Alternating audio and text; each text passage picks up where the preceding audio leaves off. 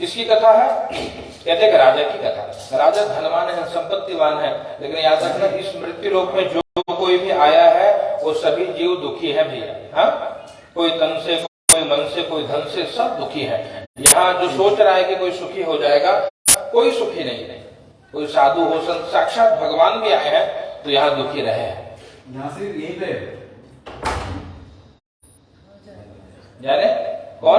राम जी पे आए तो 14 साल का वनवास हुआ। हाँ, उनको भी पीड़ा भोगनी पड़ी, कन्हैया को भी पीड़ा भोगनी पड़ी। हाँ, राधा का वियोग झेलना पड़ा। देखा आपने कितना वियोग है, सबके जीवन में दुख है। यहाँ जो भी आया तो संसार में सुख मिलता नहीं है, आपको सुख लेना पड़ता है। हाँ, आपको अपनी दृष्टि बदल देनी है। जैसे कहते हैं आधा ग्लास पानी रखा है, एक व्यक्ति देखकर सुखी हो जाता है। हाँ, एक व्यक्ति उसको देखकर रोने लगता है। क्यों? आधा ग्लास पानी है। और दूसरा नजरिया बदले, आधा ग्लास पानी है। तो हमको वही करना है। जितना जो हमारे पास है उसको देखेंगे तो सुखी हो जाएंगे, और जो हमारे पास नहीं है वही देखते रहेंगे तो हमेशा दुखी रहेंगे। और ये शरीर दोबारा मिलेगा नहीं मिलेगा इसकी भी गारंटी नहीं है। तो यहाँ पर साधु नाम का बनिया पूछता है महाराज से, नदी के किनारे किसका पूजन कर रहे हो? कहा संतान की प्राप्ति के लिए भगवान का पूजन। बोले क्या मिलेगा इससे? बोले सब कुछ मिलेगा, विश्वास होना चाहिए। पूरे विधान को जानकर घर पे गए, पत्नी लीलावती को बताया, दोनों ने मनौती मानी कि भगवान हमें संतान मिलेगा तो आपका पूजन करेंगे। और प्रार्थना करी, भगवान से प्रार्थना करी, भगवान की कृपा हुई। 10वें महीने में बेटी का जन्म हुआ। क्या नाम रखा गया? कलावती नाम रखा। नामकरण किया, खूब दान पुण्य किया। भगवान का पूजन करना भूल जाते हैं, इस कारण से दुख हुआ। क्या हुआ? समय बीतता गया और भगवान का पूजन टालते गए। एक अंत समय क्या आया? बिटिया का विवाह भी हो गया, लेकिन भगवान का पूजन न करने के कारण दुख मिला। क्या हुआ? दामाद के साथ व्यापार करने की जगह गए, भगवान ने श्राप दिया, दुख मिलेगा। हाँ, इसलिए याद रखना किसी की बद्दुआ मत लो। हाँ, सबकी हो सके तो दुआ लेते चलो, आशीर्वाद लेते चलो, किसी का अपमान अपनी ओर से मत करो। हाँ, every action have equal and opposite reaction. हाँ, जो भी आप एक्शन दे रहे हो संसार में उसका रिएक्शन आपके साथ होने वाला है। प्रयास करिए कि हम अच्छा बोएंगे, अच्छा काटेंगे। बोया पेड़ बबूल का तो आम कहां से खाए। यहाँ पर कहे भगवान ने ही दुख दिया। क्या दुख दिया? दोनों व्यापार करके एक वृक्ष के नीचे सो रहे थे, वहां के राजा के धन को चुराकर दो चोर आए, देखे कि पकड़े जाएंगे, गठरी रखकर छिप गए। राजा के दूत इन दोनों को जगाए, बोले धन कहां से आया? बोले हमको क्या मालूम। बोले चलो बताते हैं, लेके चलेंगे, कारागार में डाल दिया। ये माया है। इसलिए कहते भगवान ही मारने वाला भी भगवान है, बचाने वाला भी भगवान है।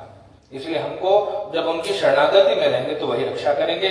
और यहाँ पर माँ बेटी या जो घर में धन था वो भी समाप्त हो गया। माँ बेटी भिक्षा मांगने लगी। बेटी भिक्षा मांगते मांगते एक मंदिर में पहुंची, भगवान की कथा सुनी, रात होने पे घर आई। क्यों? कथा का समय शाम का हुआ।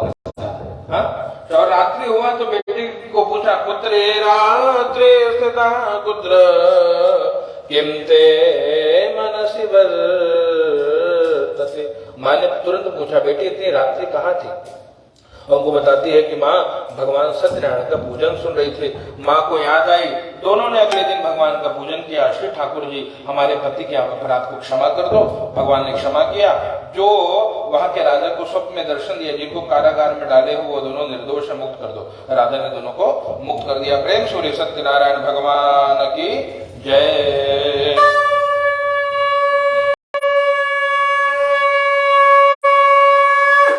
चौथे अध्याय की कथा।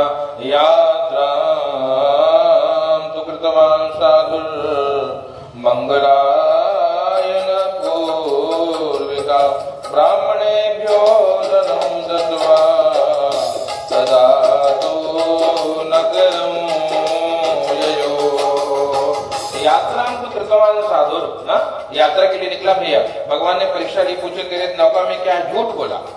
कहा लता पत्राधिकम, तेज पत्ता मसाला है। भगवत दिया क्या था? राजा ने हीरे जवाहरात दिया था, सब कुछ सम्मान पूर्वक विदा किया है इनको, लेकिन अपराध हो ससुर और दामाद को। साधु नाम का बनिया और उनका दामाद, यहाँ दोनों ने पूजन किया। राजा को भगवान ने स्वप्न में दर्शन दिया, दोनों को मुक्त कर दो। और राजा ने जो धन इनसे ले लिया था वो दुगुना करके इनको विदा कर दिया। क्यों? क्योंकि भगवान का दूत है, जिसकी वकालत भगवान करें। तीसरे अध्याय के जो हाँ, तो उनको कंटिन्यू किया, आगे भेज दिया। और निकले, फिर भगवान ने परीक्षा ले ली, पूछ लिया कि तेरी नाव बड़ी भरी भरी है बेटा, क्या है तेरी नाव में? मन में पाप था, झूठ बोला, लता बोला कहीं मांग कुछ न ले हमसे।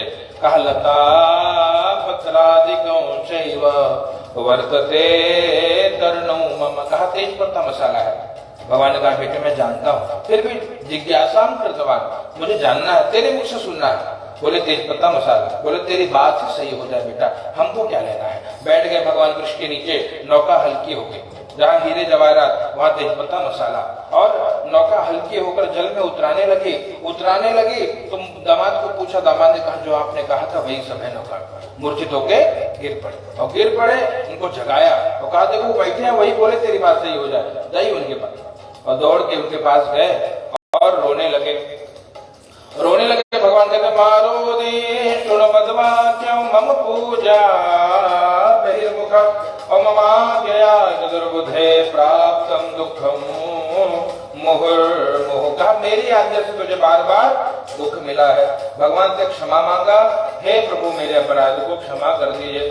और प्रार्थना करी है, ओ पकड़ लो हाथ बनवारे, नहीं तो डूब जाएंगे।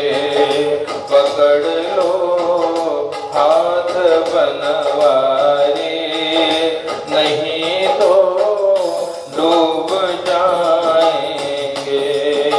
हमारा कुछ न बिगड़ेगा, आप बदनामी पाएंगे।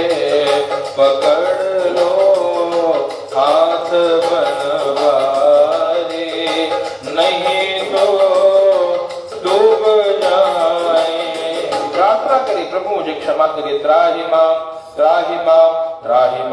शरणागत। हे भगवान मैं आपकी शरण में आ गया, मेरी रक्षा करिए। हाँ, भगवान ने कहा क्या चाहिए बेटा?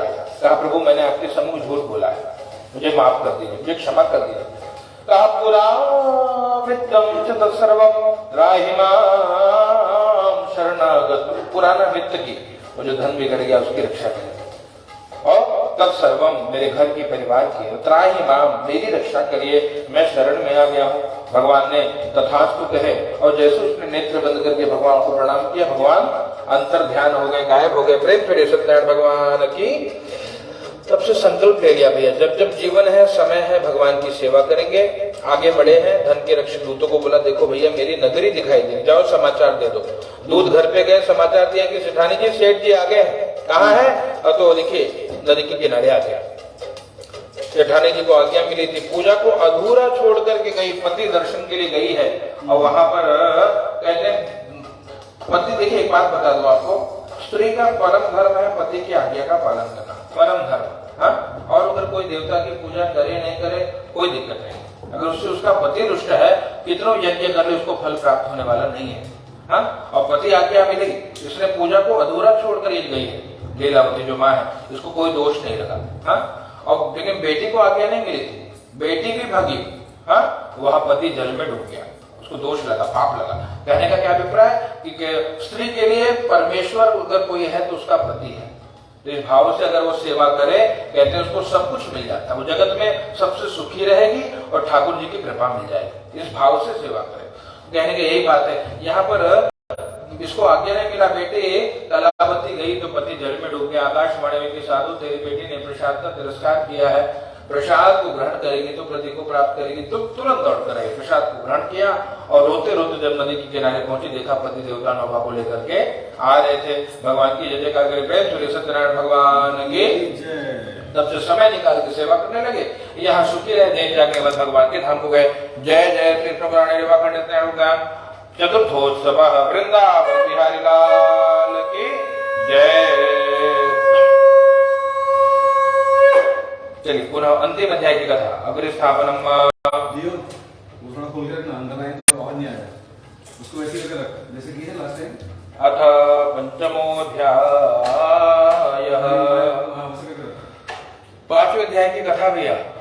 आसीत् तुंगध्वजो राजा प्रजा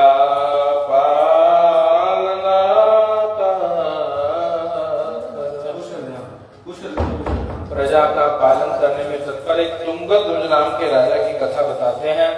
राजा एकदा वनम गत्वा हत्वा बहुविधान पशून, वन में जाकर बहुत सारे पशुओं को मारकर एक वृक्ष के नीचे बैठा, देखा छोटे छोटे ग्वाल बाल भगवान का पूजन कर रहे थे। हाँ, राजा को अभिमान था, याद रखना भगवान और कुछ नहीं करते, व्यक्ति का अभिमान ही समाप्त करते हैं। बस जिस बात का व्यक्ति घमंड करता है वही भगवान नष्ट कर देते हैं। इसको अभिमान था कि 100 पुत्र है, धन धान्य है, सब कुछ है, तो और किसी को मानता नहीं।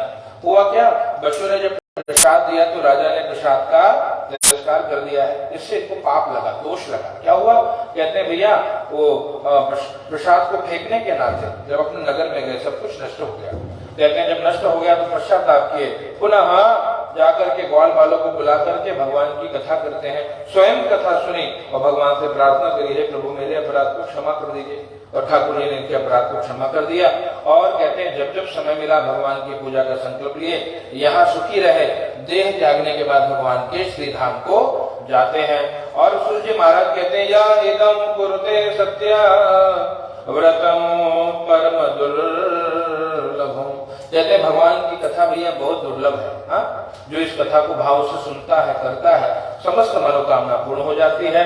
और कैसे पूर्ण होती है, कहते अंत में मुक्ति मिल जाती है। जीव इस देह को त्यागने के बाद भगवान के धाम को चला जाता है। मतलब भगवान का धाम मतलब जहां जाकर के फिर लौटा नहीं जाता।